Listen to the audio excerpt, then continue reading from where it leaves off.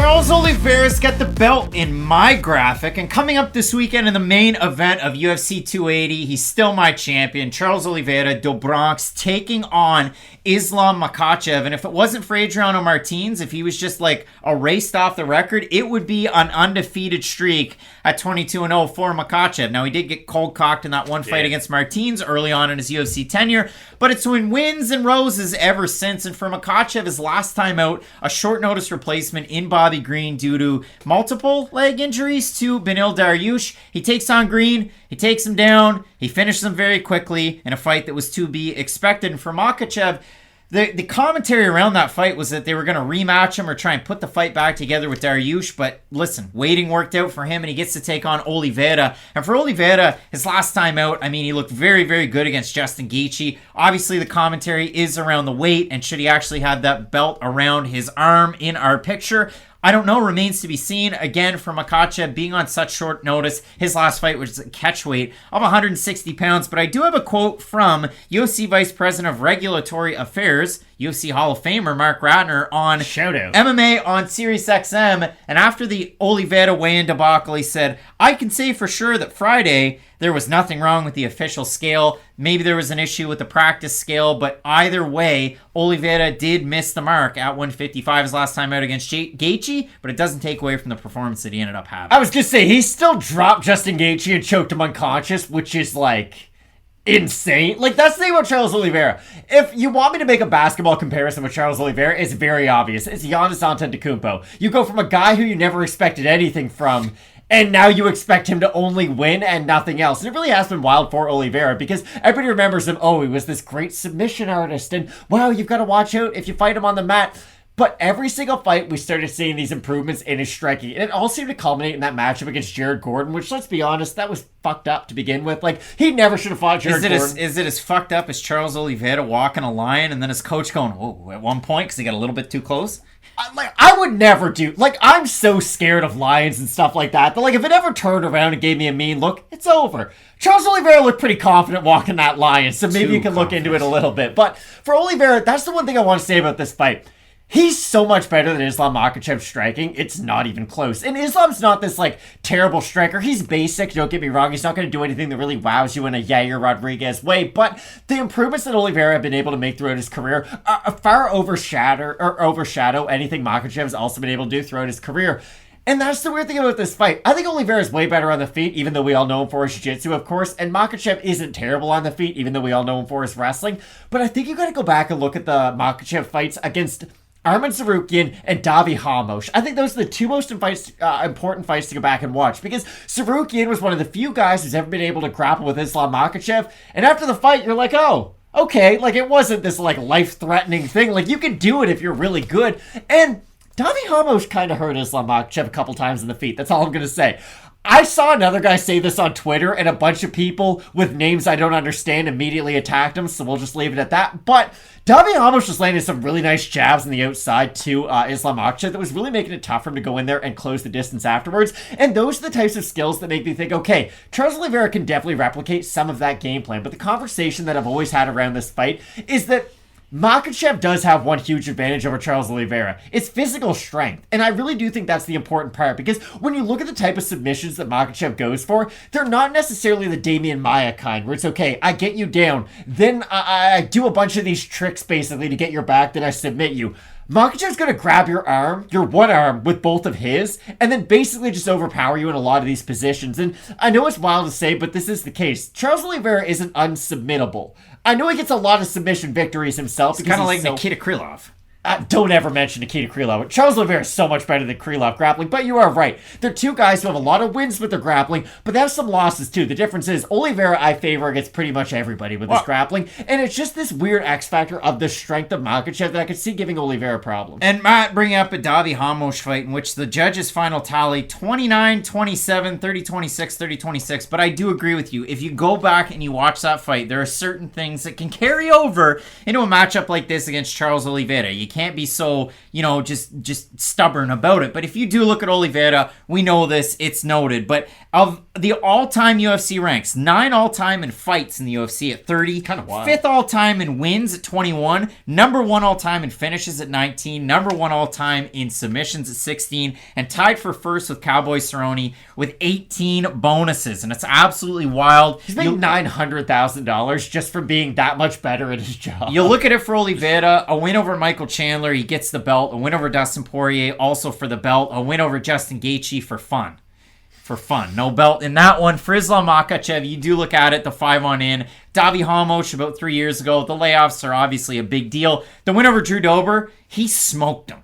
He smoked him like a nice turkey at Thanksgiving. He beats Thiago Moises by submission. Didn't see that one coming as easy as it did. He beats Dan Hooker very quickly, and then he beat Bobby Green very, very quickly. Matt, this is the part of the video where we throw it on over to the fans in our YouTube community tab. Threw it out there earlier on today. Interesting. 71% of you have Charles Oliveira to get the win.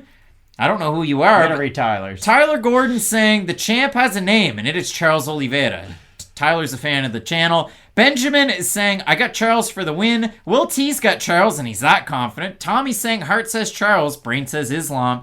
We'll go down a little bit more. Chad the UFC dad, hate to say it, but I think it's Islam's fight to lose. I love seeing fighters like Charles make a resurrection late in their career, but Islam's wrestling is on another level, and I'm a BJJ Very guy. well said, Chad, the UFC. Damon, Islam by KO, TKO round 1 or 2. Luke LaRoche saying, my money is on Islam. And Darren saying, 72% of the people are wrong. And I said, Darren must have a crystal ball, and he says, yeah. I was surprised to see that many people pick Charles Oliveira, and I understand, from a fan's perspective, he's the much more entertaining of the two fighters, so that's why people are going to pick him. But still, the fact that the odds at open were so heavily skewed towards Makhachev. The odds, Makhachev open minus 300, minus 180 for Charles Oliveira, open plus 250, plus 150 right now. And Matt, I will say this, the last time we saw a champion, the incumbent, come in as an underdog, Glover Teixeira lost to Yuri Prochazka. That was the last one.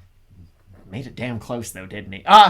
That's the weird thing about this fight. Again, both guys can have success in the other one's specialty. Oliveira can have success on the mat just like Makhachev can because they're both that good at their grappling. Like, Makhachev's barely going to struggle wrestling with anybody in this division, and Oliveira's barely going to struggle with jiu-jitsu with everybody in the division, except for when they meet each other, and that's why I think this fight is going to be so incredible. I'd be very curious to see if the fight does go late into the 3rd, 4th, and 5th round, who that does favor, because if Makhachev's getting a lot of offensive takedowns, not really having to work for a lot of them, then maybe those last couple of rounds are going to be very beneficial because Oliveira's the one who's had to work out of tough positions. But on the flip side, Oliveira's been getting ready for 5-round fights for what feels like about 3 years now, and he's only fought the best of the best. Like, he's fought Michael Chandler, Dustin Poirier, and Justin Gaethje. Who? 3 of the most dangerous men on, like, the face of the earth, no matter what combat sport or weight division you're in. Islam Makhachev beat Bobby Green and Dan Hooker. Now, to be fair, the skills that he was able to demonstrate in those matchups definitely tells us that he deserves this one,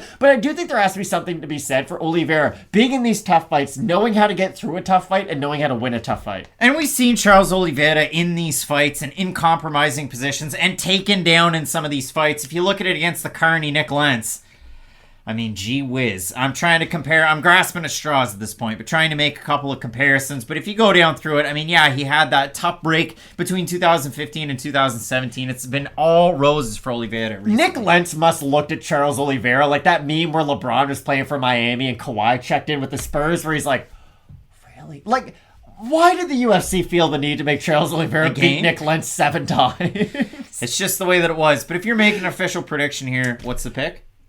I would love to be able to sit here and say Charles Oliveira is going to be a champion for a really long time because I really do enjoy watching his fighting style. Like, I don't like or dislike any fighters in the UFC. I don't watch a lot of interviews and stuff. I just care about how their skills are demonstrated in the cage.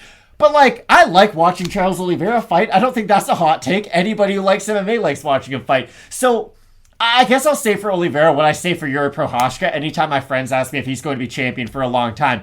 You can't be that exciting and that good. Those two colors just don't rhyme. And for Oliveira, I think his level of excitement is going to help him in some of the exchanges. He might even drop Makhachev and look really good earlier.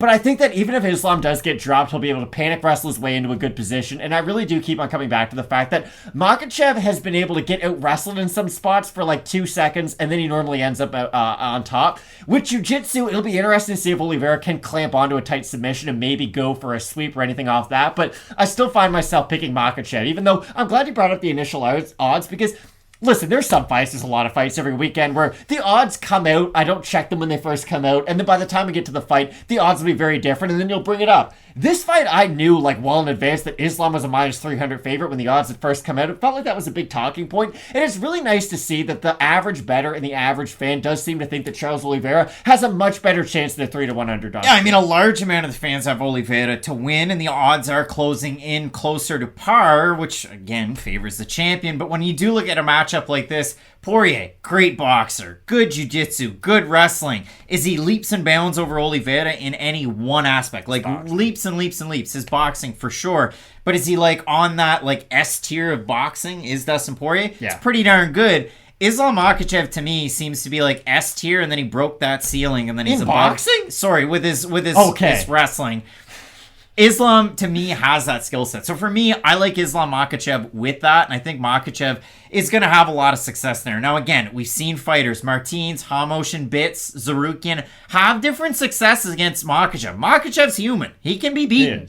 They can build a robot that could probably win. But if you look at Islam Makhachev, I think it's his fight to lose at this point. I think Oliveira has all of the skills. He's much more well-rounded. We know this, but really eager to see what we get out of the comments this week on this one, because, of course, 72% of you here on the channel right now going with the champion to defend. Both of us going with the man who is challenging, and I'm going to say challenging. I'm going to say Islam Makhachev. But, Matt, we have a big-time week scheduled for this week. Sidekick coming out on Saturday where we hang out. And as DC would say, we chop it up. We're going to chop it up with the fans. Listen, you guys have hung with us for the past month getting over these mediocre fight night cards. This is finally one of the big ones. We have made it. You know how, like, you'll be in the desert, there's like a mirage, you don't know if it's water or not. This is the thing that you think you see. This is an incredible card from top to bottom. It is an incredibly stacked one. There's a really high level of depth to it. Great fights all through the prelims and the main card. Like I said earlier on, this main card is basically 5 title fights or title eliminators, and I think that's something we can all agree with and really get down with. 2 hours before the prelims, question mark kicks here on the channel. We went 9-2 last week on the card that was Grasso versus Arujau, so you're going to want to make sure you tune in for that. Keep it locked in with Fight Night Picks. We always say, let's get into it.